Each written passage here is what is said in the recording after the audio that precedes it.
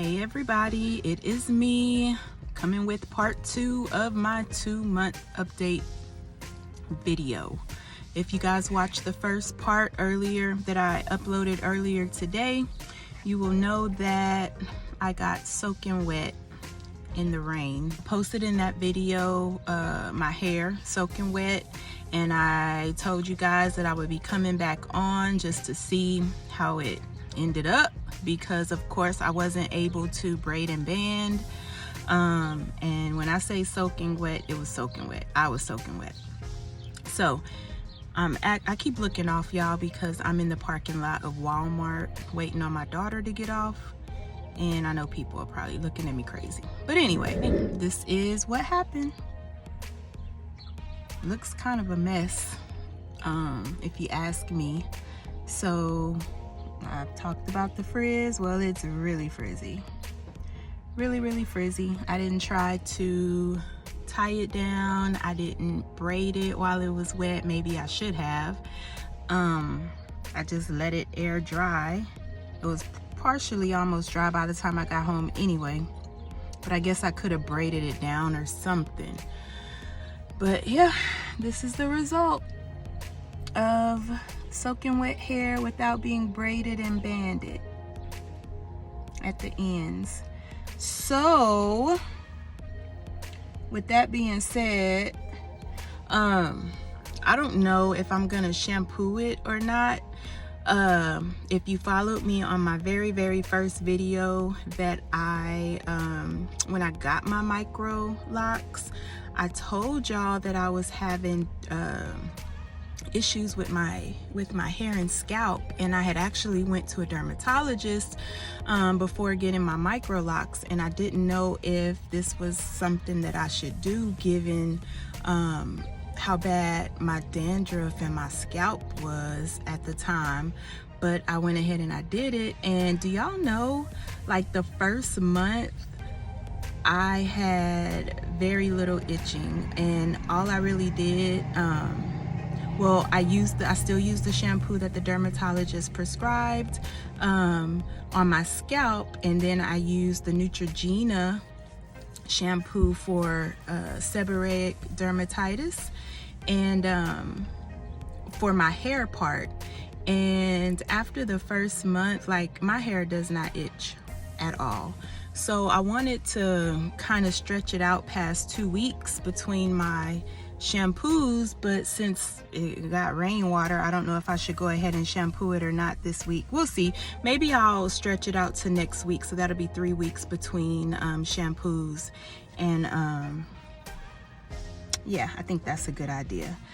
So what I am going to do, I believe, is get my rose water when I get home. I'm gonna re-wet it, just damp, and I'll go ahead and braid it down into my 3 cornrows that I do when I do my nightly routine.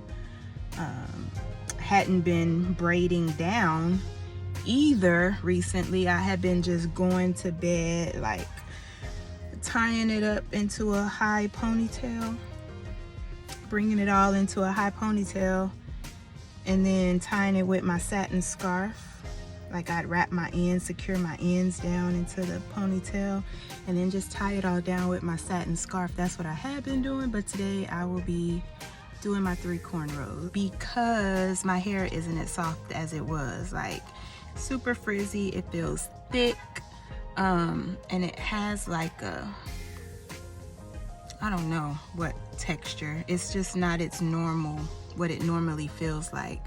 So hopefully the rose water will help, and then by braiding it down and then tying it down with my satin scarf tonight, it'll tame it a little bit more, and I can get on and make it another 4 weeks.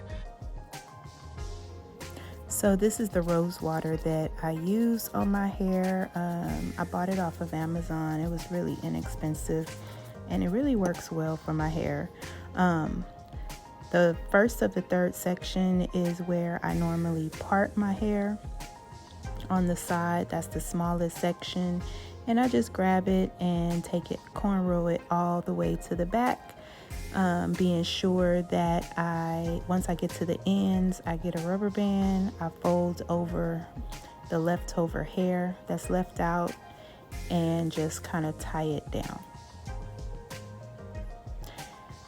As you can see, like, it does not have to be perfect at all. You just want to make sure that your hair is secured